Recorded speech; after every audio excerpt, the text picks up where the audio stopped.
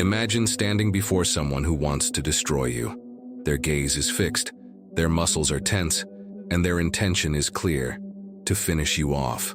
Now imagine that, at that very moment, you feel neither anger nor fear. You simply observe. Or rather, you exist there as if you were outside the scene itself, as if watching the confrontation from afar, with the same gaze as someone watching the wind move the leaves. Sound impossible? For Miyamoto Musashi, this was only the beginning. And it is at this beginning that most fail. The instant before reaction, when control can be gained or lost forever. Musashi wasn't just a warrior. He was a phenomenon, a man who won more than 60 duels to the death without ever being defeated. But what made him feared wasn't his sword, it was his mind. While his opponents fought with their arms and instincts, he fought with silence, a silence that carried an emotional mastery as sharp as any blade.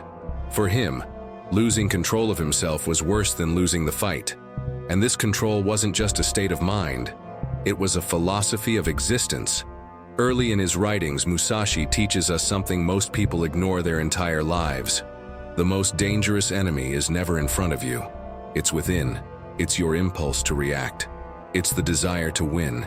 It's the anger of being challenged. Musashi understood that every unobserved emotion becomes a silent saboteur. And so he developed the first foundation of his power system: emotional distance. What does this mean in practice? That you need to stop being what you feel. You need to start seeing what you feel. And this isn't something you learn easily. It requires practice, failure, and recovery. It requires intention. Most people don't realize when they're entering an emotional state. Someone insults you, and you feel the anger, and the anger becomes you. It's as if your body is hijacked. Your breathing changes. Your voice pitch rises. Your vision narrows. And all of this happens without control. The brain goes into attack or defense mode, and in this state, you might win a fight, but you lose the battle for clarity. Musashi called this process the mind being cut before the blade touches the flesh. When the mind is already defeated, the body simply follows the script of defeat. But how did he do it differently? He trained to be the observer of his own chaos. He didn't run from his emotions. He faced anger without becoming angry. And this wasn't just a nice philosophy, it was a life practice. Musashi deliberately placed himself in tense situations to train his mind not to collapse. He understood that, in real combat, whoever loses their temper loses the fight. And this applies to any kind of confrontation: an argument, a verbal attack, a betrayal, a moment of intense stress. Each situation was, for him, an invisible dojo. Today, neuroscience confirms what Musashi knew intuitively. When you label an emotion, for example, by telling yourself, "I'm feeling angry," you activate the prefrontal cortex, the rational part of the brain. This reduces activity in the amygdala, which is responsible for impulsive reactions. In other words, naming what you feel gives you back control. And Musashi practiced this all the time, centuries before brain scanners.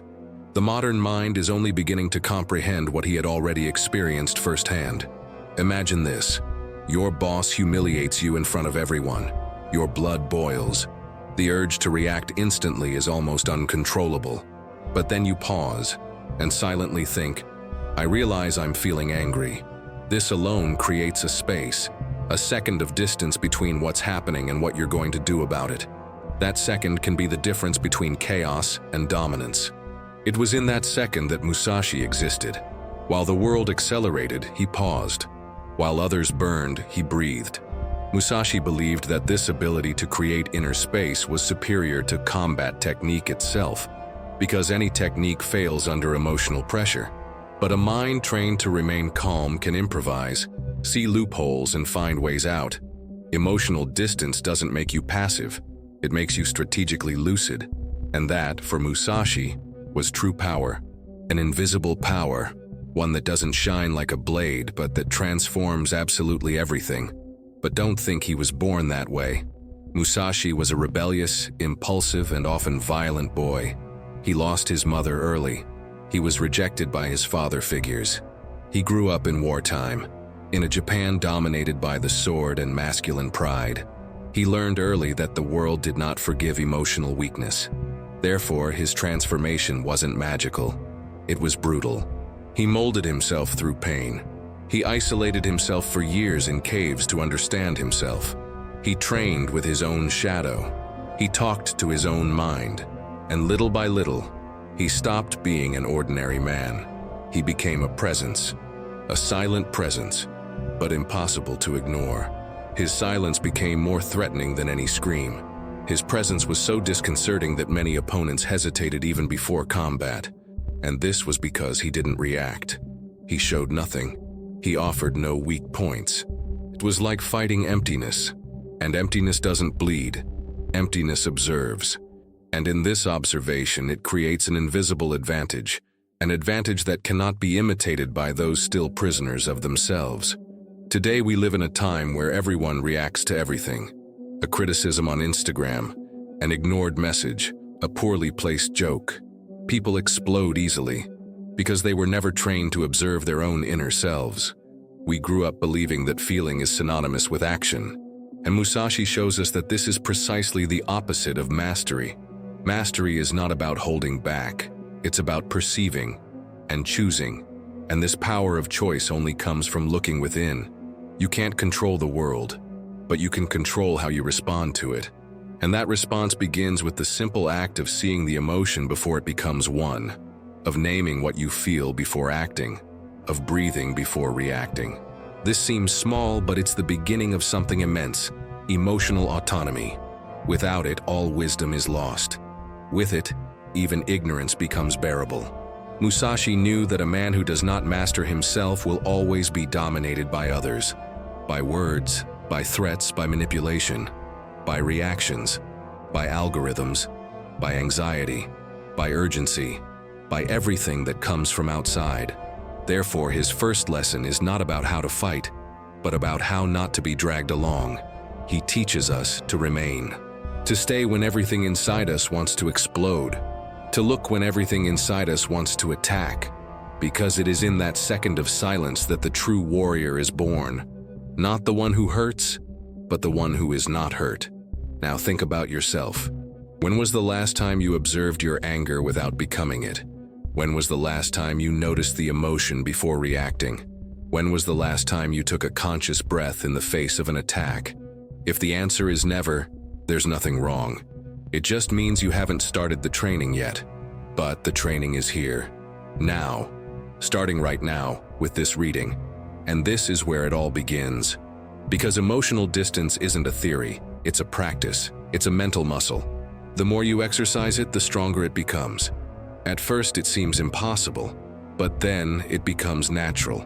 You start to notice emotions coming like waves. And instead of being swallowed by them, you learn to surf. It's not that emotions disappear, it's that they stop carrying you. They come and you stay. Musashi started here, and so can you. He didn't wait to be ready. He began in the midst of chaos, and there he built his clarity. But be careful. Creating this internal space is only the first step, because once you're able to separate yourself from the emotion, a new question arises, an even more challenging one. What comes after silence? And that is what Musashi will reveal to us in the next lesson. Imagine facing a conflict that hasn't even happened yet, but is already brewing. The air changes, the mood grows heavy, people's expressions change, and without a word being spoken, you know something is about to explode. Most people only realize a problem when it's already become inevitable. But Miyamoto Musashi wasn't like most. He trained his eyes to see beforehand, to sense beforehand, to anticipate not as magic, but as a profound reading of human nature. Musashi called this foreknowledge, knowing beforehand. And for him, this knowledge came not from divination, but from systematic observation. This was how he defeated enemies before they even drew their sword. While others relied on instinct, Musashi relied on analysis. He studied gestures, patterns, hesitations.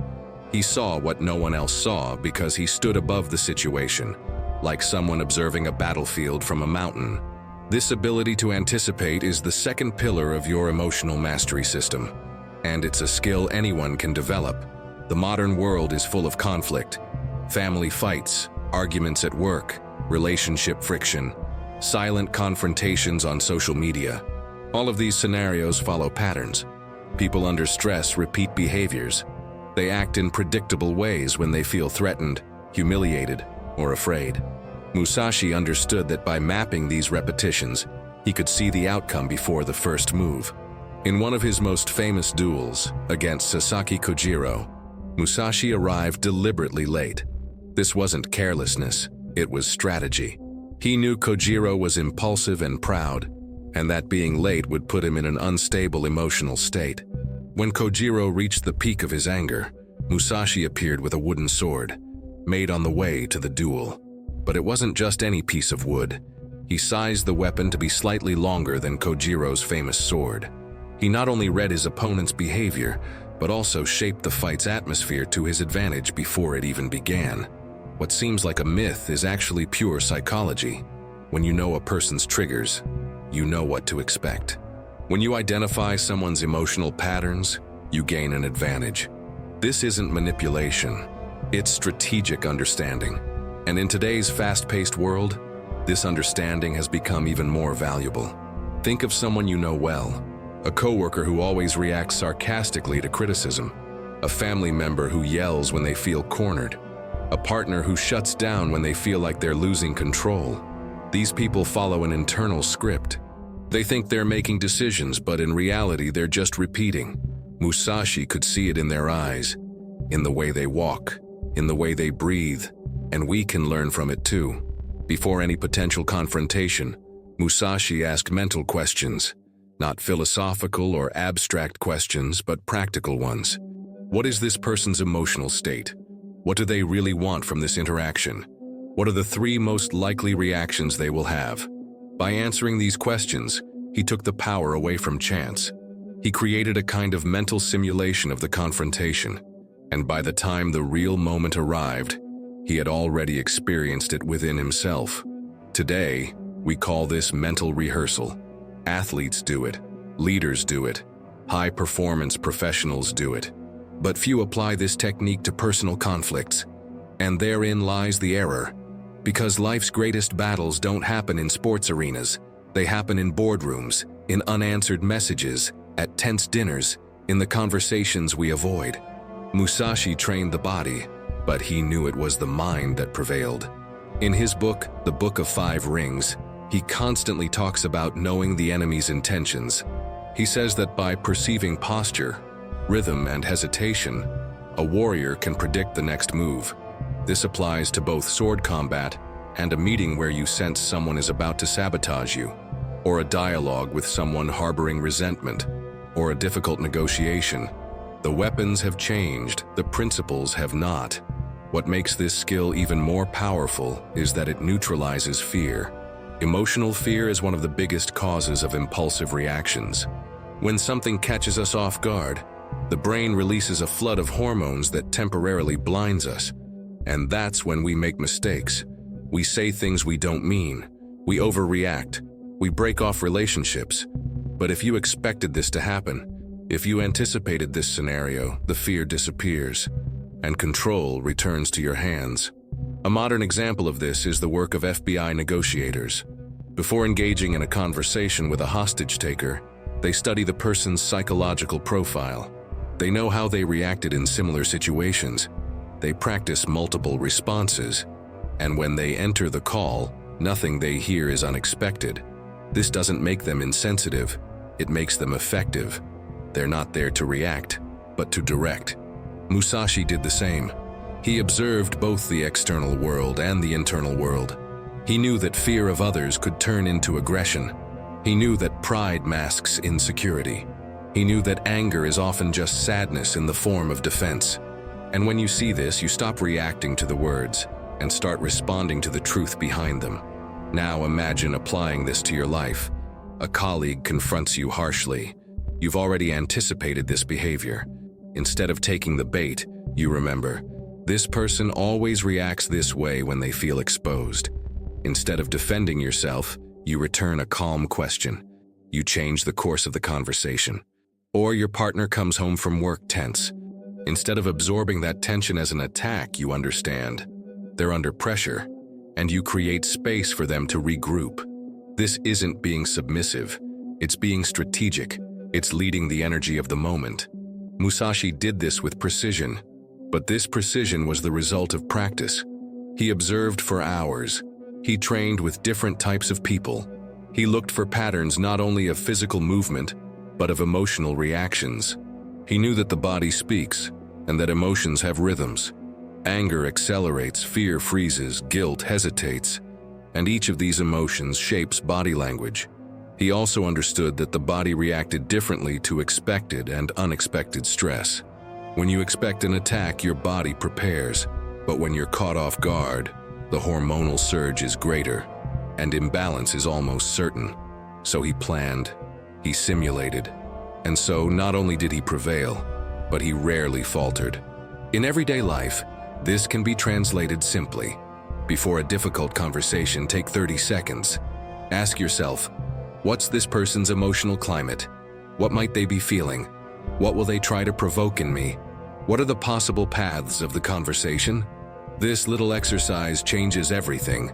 You enter prepared, you're less vulnerable, and above all, you're more whole. Musashi didn't seek control over others. He sought understanding. With this understanding, control was merely a consequence, and this made him dangerous, because he saw what others didn't see, and he knew what others didn't know about themselves. He saw the structure of the conflict before the form, and so he wasn't surprised. He's surprised. Now think about how many times you've been caught off guard. How many arguments have robbed you of your composure because you didn't expect that reaction? How many times you've fallen into the trap of impulse because you trusted the other person to act as you expect everyone to? And how many of these pains could have been avoided with just a little more reading? The truth is, within each person, there's a script playing out, an emotional script. And when you learn to read that script, you stop being an extra and become a director. And being the director of your own life is exactly what Musashi sought and what he teaches us to strive for. But be careful. Seeing what's coming doesn't mean you won't be affected. It means you'll be less dragged along, and that's more than enough. Because what's coming now is even more essential. It's not enough to see the confrontation from afar. You need to remain whole when it approaches. And the secret to that starts with breathing. And that is exactly what Musashi will teach us in the next lesson. Amidst the chaos of a duel, when every second can mean life or death, most people try to cling to something, a technique, a memory, an instinct. But Musashi didn't cling. He breathed. And it is in this apparent simplicity that one of the most powerful secrets of his invincibility lies hidden, the absolute mastery of his own breathing. Musashi believed that you don't control a fight by starting with your sword. You control it by starting with your own body. And the body, before anything else, breathes. Breathing is the first sign of fear, the first reflex of anger, the first messenger of imbalance, but it is also the key to returning to clarity. This is what Musashi understood like few others, that controlling one's breath wasn't just about staying calm, it was about controlling one's existence in real time. In the heat of a confrontation, the body tends to betray the mind. Breathing becomes shallow, irregular, and anxious. This accelerates the heart rate, blocks reasoning, and drastically reduces your decision-making ability. You've experienced it. A heated argument, a moment of exposure, an emotional crisis. In all these cases, your breath was the first to abandon you. What do you do when your heart races out of control? Have you ever noticed how your breathing changes before your consciousness even catches up? This is the blind spot most people never realize, and one that Musashi turned into a vantage point. While his opponents lost themselves in adrenaline rushes, Musashi used air to pull his mind back on track. He would inhale slowly and deeply through his nose, hold it for a moment, and then exhale through his mouth, taking longer than it took to inhale. This pattern of 4 seconds to inhale and 6 seconds to exhale isn't just symbolic, it's physiological. It activates the parasympathetic nervous system, which reduces heightened alertness and brings the body back to center. Today, science gives it a name. It's called cardiorespiratory coherence. But Musashi didn't need medical terms. He needed to survive. And he survived not by being the strongest, but by being the most balanced. A man who breathes with intention in the midst of death is a man who can choose.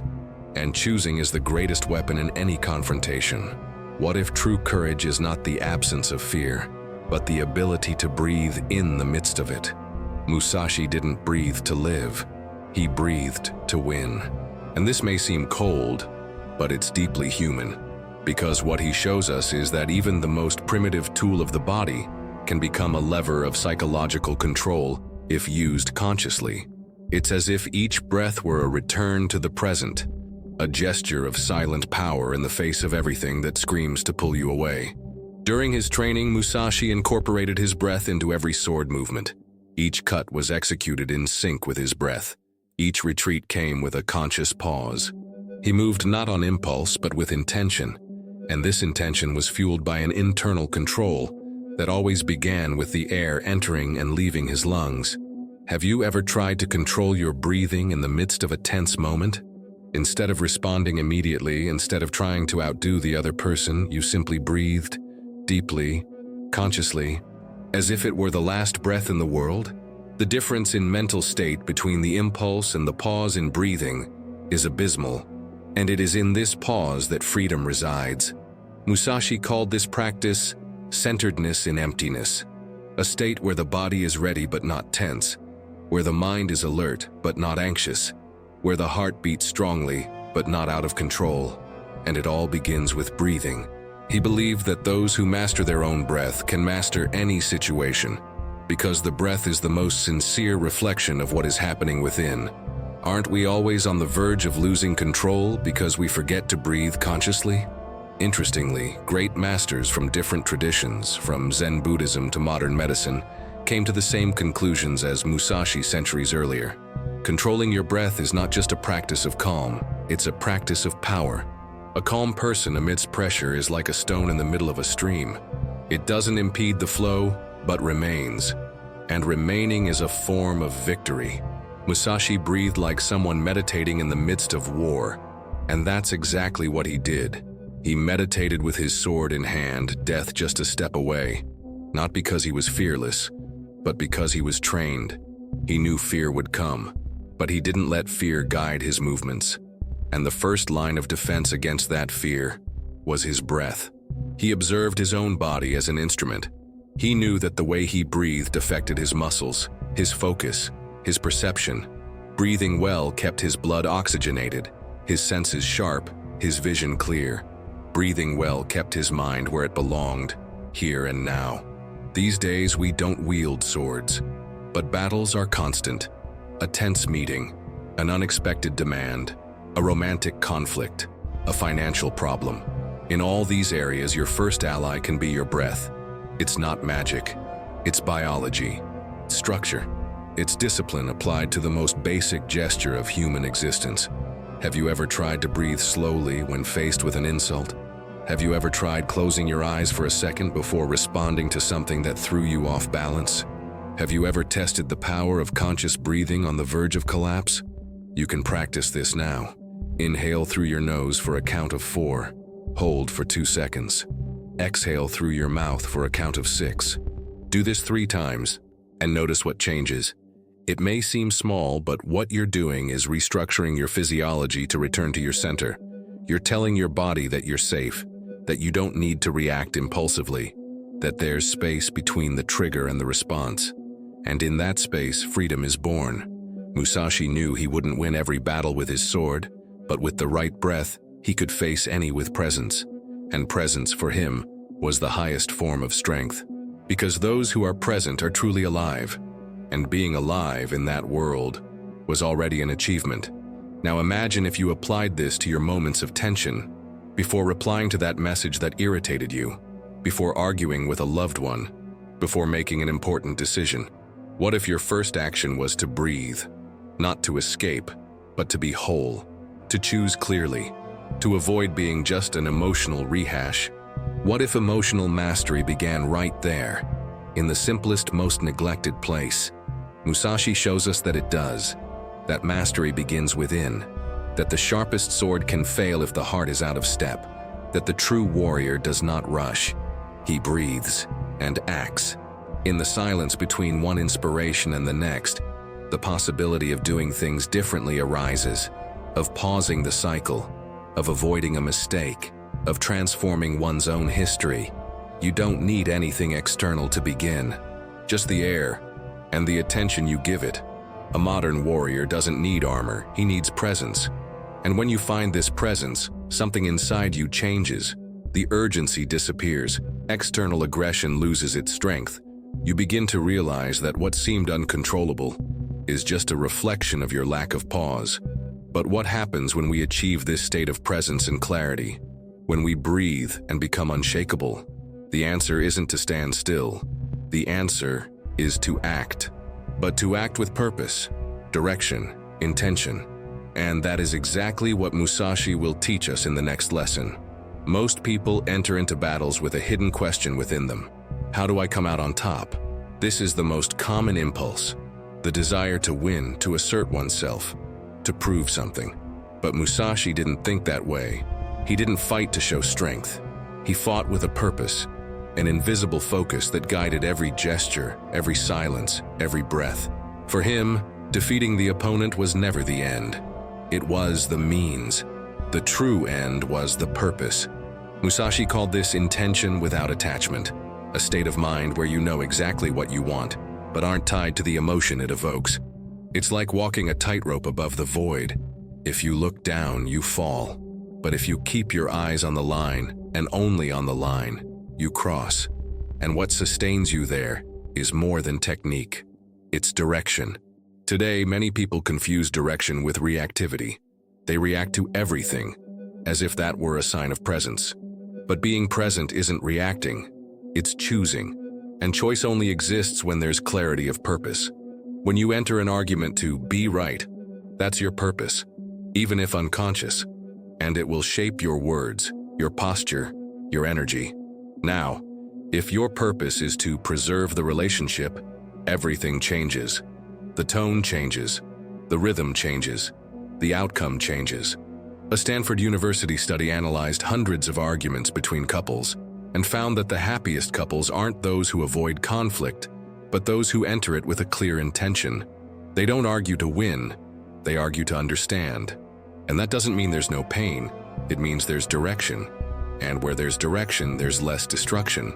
Musashi understood this even in extreme contexts, such as battles to the death. In his writings, he made it clear that a true warrior should not seek combat as a first choice.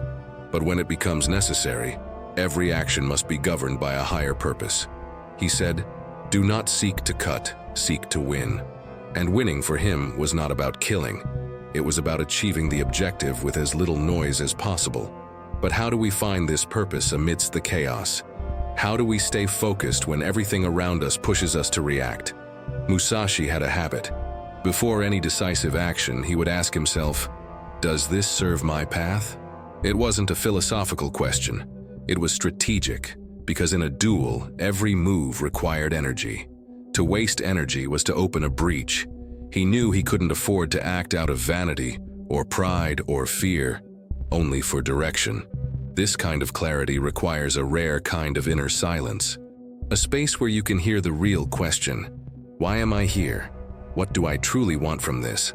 And these questions, simple in form, are deeply challenging, because they require you to look beyond the ego. They require you to look at what is still unclear within yourself.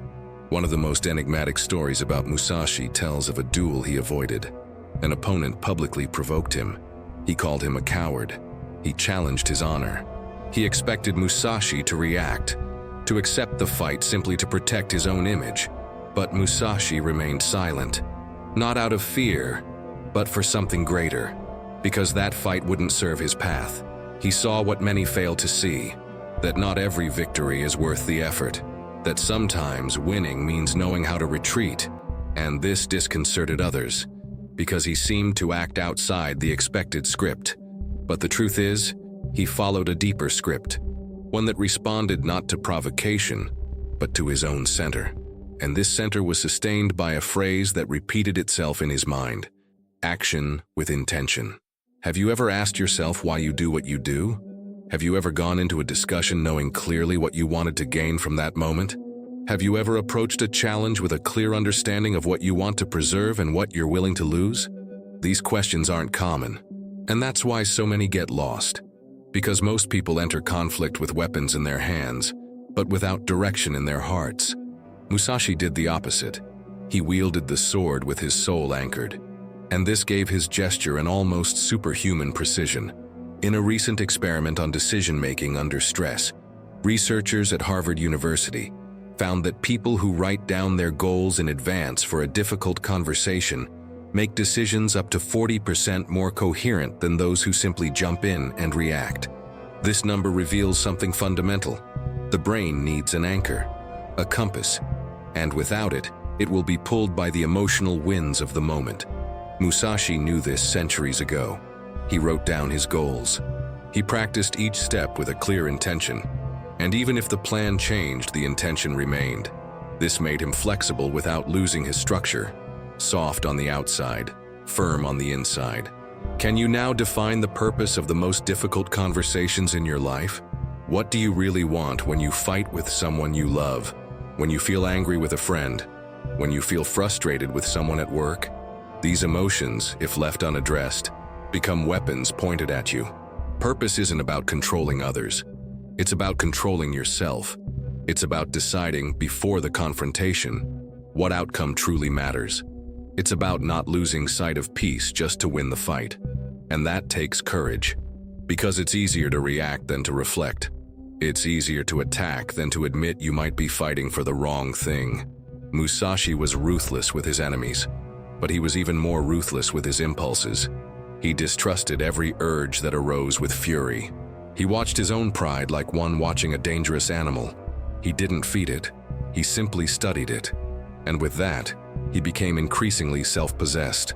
In today's world, where we are constantly challenged by opinions, judgments, and comparisons, this ability to act purposefully is rare and powerful because it transforms any reaction into a choice, and every conscious choice is a declaration of strength. You don't have to win every argument. You don't have to prove anything to anyone. You just need to know what you're doing there, what you really want from it.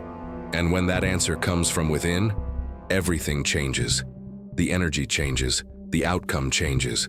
The world around you responds to your clarity with more respect than to your strength. But be careful. Purpose is not rigidity. Musashi wasn't stubborn. He was adaptable. He adjusted the means, but never lost sight of the end. He knew how to yield when it was strategic. He knew how to retreat when necessary. But he never forgot why he was moving, and that why made him invulnerable. Now imagine applying this to your daily life. Before responding to criticism, ask, what do I want from this response? Before starting a difficult conversation, ask, what do I want it to preserve? Before saying yes or no, ask, does this bring me closer or further away from what truly matters to me? These mental pauses create new paths. They avoid painful repetitions. And they bring us closer to the most mature version of ourselves. The version Musashi trained for until his last day. That of the warrior who fights not by impulse, but by direction. In the end, it all comes down to this: acting with intention. And that intention doesn't have to be grand. It can be simple. It can be not hurting those I love. It can be keeping my peace. It can be not repeating the pain they caused me. But it needs to be there, clear, alive, breathing alongside you. Because without it, any confrontation becomes a labyrinth. And with it, even chaos bends. And that's why Musashi shows us, with every page, every battle, every silence, that power isn't just in doing, it's in knowing why you do it. But what happens when you act with intention, and yet the world still tries to bring you down? When your presence creates discomfort, when silence becomes a threat to those who only understand shouting. It is into this territory that Musashi takes us deeper. And that is exactly what he will reveal in the next lesson. Miyamoto Musashi spent his entire life training to survive, but his true transformation began when he realized that living with power was not the same as surviving with strength. He understood that being the best duelist in Japan wasn't enough. Being invincible required something else, something not taught on the battlefield or in war scrolls: detachment. The man who wins by the sword depends on the sword. The man who wins by ego depends on approval. The man who wins by emotion depends on adrenaline. Musashi abandoned all of that because he understood that dependence is the first step to being controlled, and whoever is controlled has already lost. True mastery for him began where need ceased.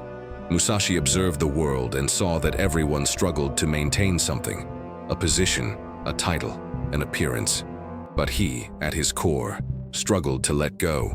He knew that the more a person tries to keep their image intact, the more vulnerable they become. Because the very thing you try to protect at all costs becomes your most predictable weakness. What Musashi called invincibility wasn't a visible achievement. It was an internal state, a silent place where no one else could touch him. And he built this place with layers of discipline, pain, and observation. Everything he experienced, from childhood abandonment to solitude in remote caves, shaped the structure of this inner fortress. But what sustained it, at its core, was a philosophy. Don't cling to anything that can be taken from you, because if something can be taken away, then it was never truly yours. This idea resonates powerfully in the philosophical traditions we now consider modern. Buddhism speaks of non-attachment as the path to ending suffering.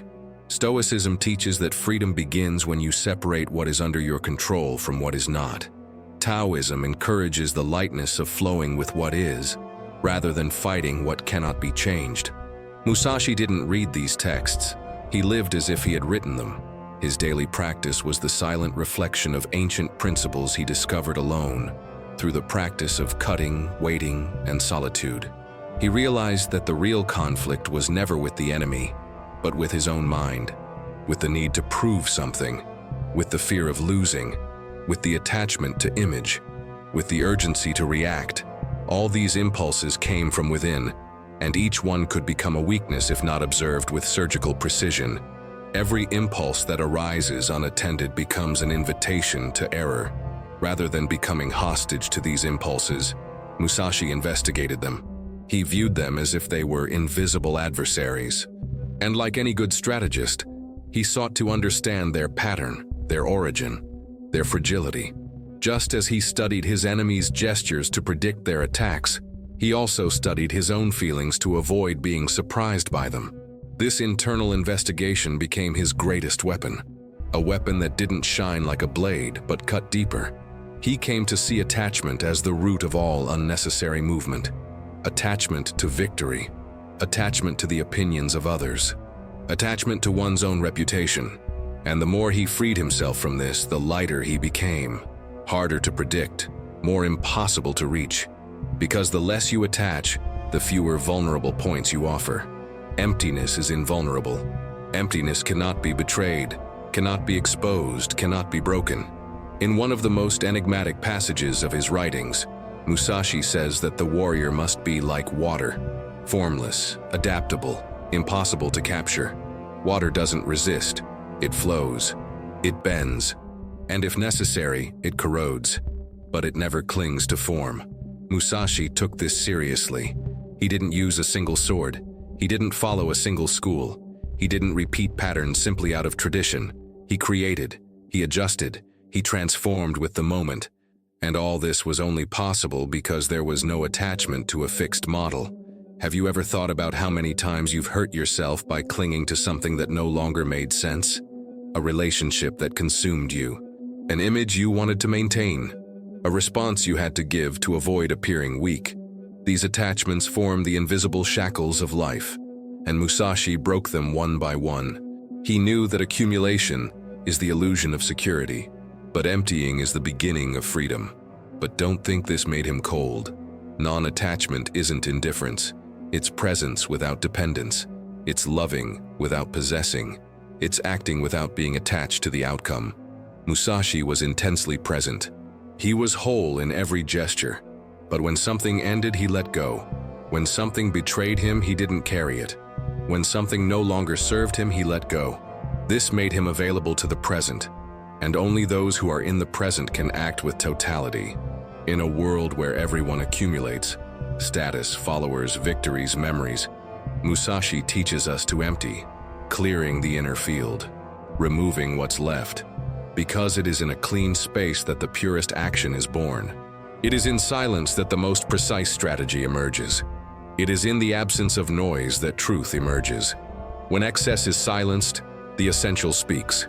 This philosophy of emptiness wasn't an abstract concept. It was a practical exercise. He trained his movements until there was no more resistance. He trained his gaze until there was no more distraction. He trained his mind until there was no more rush. And this process of emptying made him increasingly present, more effective, more whole. Absence became his most powerful form of presence. Perhaps the most striking example of this was his decision to live the last years of his life in seclusion. He was already Japan's greatest swordsman.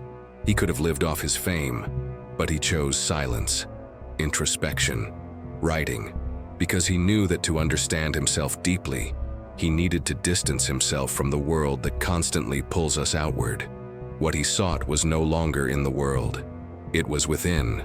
During this retreat, he wrote the Book of 5 Rings, a manual on strategy but also a reflection of his soul. There, between combat lessons, he reveals his true teaching. Those who know themselves deeply need prove nothing. Those who cling to nothing fear no loss. Those who have conquered themselves need conquer no one else. And this is the pinnacle of power, not domination, but transcendence. Have you ever looked at your life with this perspective? Can you identify where your most hidden attachment lies? That silent need to be seen, to be validated, to be right, to be in control. Each of these needs, when unattended, turns into anxiety, into haste, into reaction. And that's when we lose our center, and when we lose our center, everything becomes a threat. Musashi invites us to let go, to observe what we're carrying, and to ask ourselves, honestly, does this still serve me? Is this struggle still mine? Is this desire still mine? Or is it just a repetition of what's expected of me? If the answer comes with discomfort, great, because discomfort is a sign that something is moving within. And if the answer is no, courage is letting go. And in letting go, you don't lose. You find yourself. Because in the space that remains, something new is born. A clarity that no longer depends on conflict.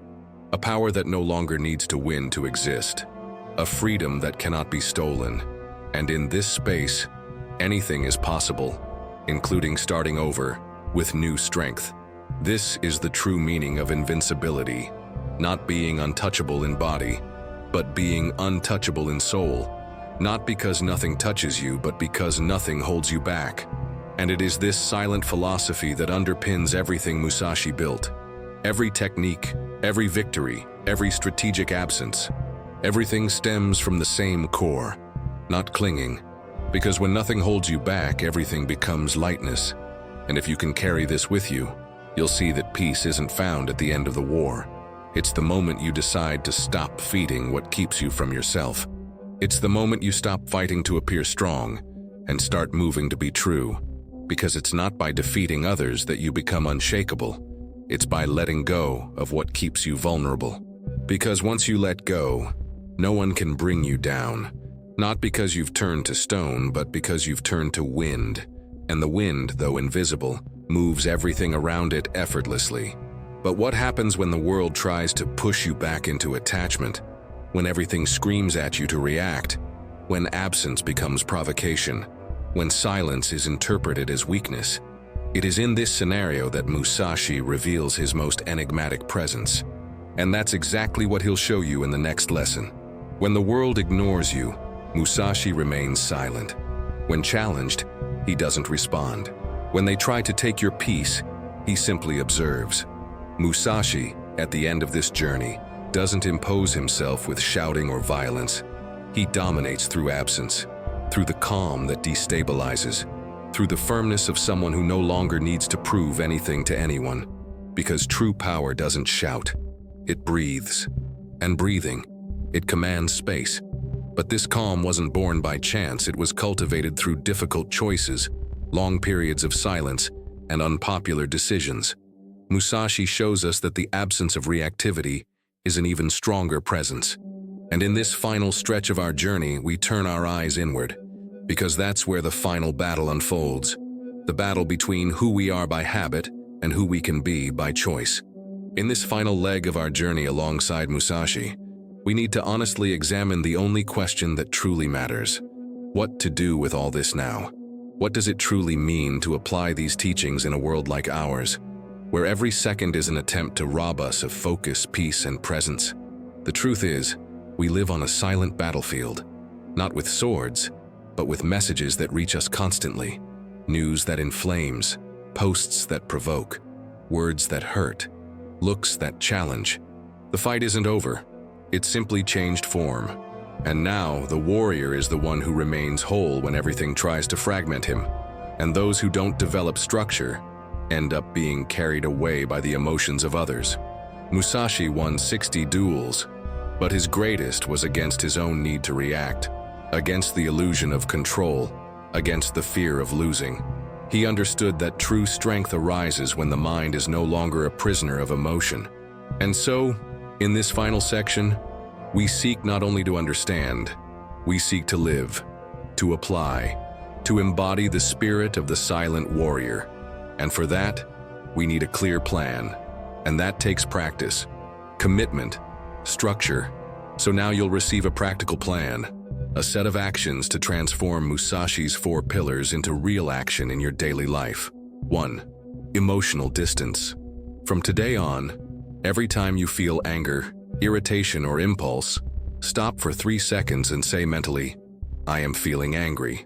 Naming the emotion creates space between you and it. It's the first step. Make this a daily ritual.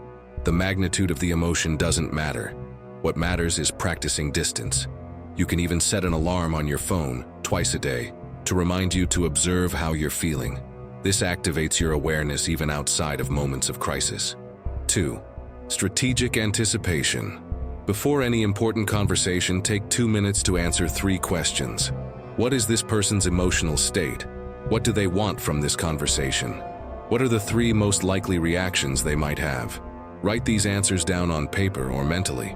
This creates preparation, avoids surprises, and restores control. Do this even in virtual interactions, such as messaging or online meetings. Over time, your intuition will refine. 3. Mindful breathing. Practice 4-2-6 breathing every day for 5 minutes. Inhale through your nose for a count of 4, hold for 2, and exhale through your mouth for a count of 6. Do this at neutral moments, before bed, upon waking, or whenever stress threatens to creep up. Make it a habit. If you want to improve, associate breathing with visualization. Imagine that with each exhale, you release unnecessary weight. This amplifies the effect of the practice. 4. Action with purpose. Before acting in any tense situation, ask yourself, what is my true purpose here? Define a short sentence with your purpose at that moment. It could be, I want to maintain the connection. I want to protect my energy. I want to leave in peace. Recall this sentence mentally during the conversation. This will keep your mind grounded. And after the conversation, review. Was I faithful to my purpose, or did I get lost along the way? Now understand, this isn't about becoming perfect. It's about becoming conscious. It's about reducing the time between impulse and choice. It's about transforming the internal battlefield into a fertile ground of clarity. Musashi wasn't made of stone. He felt, but he refused to be dominated by what he felt. And this silent refusal is what made him legendary. You don't have to be a warrior in the traditional sense, but you can be someone who chooses presence when everyone else is distracted, who chooses silence when everyone else is shouting, who chooses center stage when everything else is teetering. This choice, repeated daily, creates an invisible structure within you, a fortress of self-control. And the more this fortress grows, the less you depend on external chaos to feel alive. Think about your recent decisions. How many of them were reactions disguised as choices? How many conversations did you start just to relieve internal tension? How many times did you say yes out of fear? How many times did you fight for something that, deep down, no longer served you? Now is the time to transform the path into a road, to set foot on what your mind already understands. Because knowing doesn't transform, doing transforms. Musashi doesn't leave us a map, he leaves us a mirror. And what you see in that mirror now depends solely on how you move forward. Don't just look at the reflection, look at the one holding the mirror, and ask yourself, am I honoring my own clarity, or am I running away from it? Transforming your life with these principles doesn't require heroism. It requires consistency, discipline, and a daily decision to breathe, observe, anticipate, and act with purpose.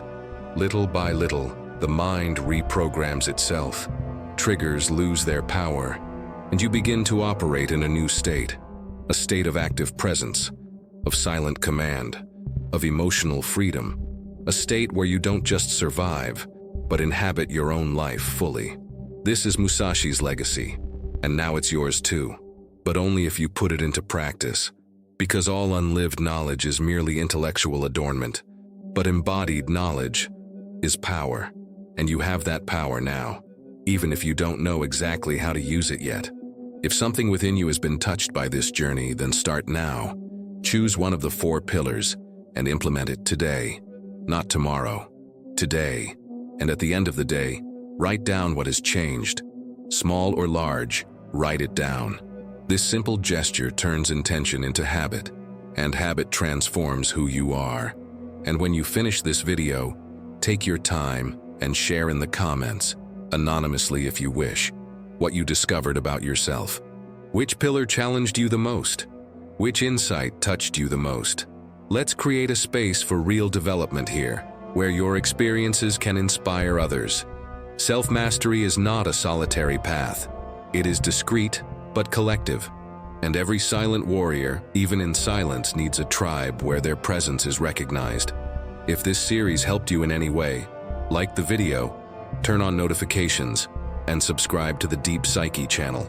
Here, every week you'll find content that not only informs, but transforms. We're building a community of people who want more than quick answers.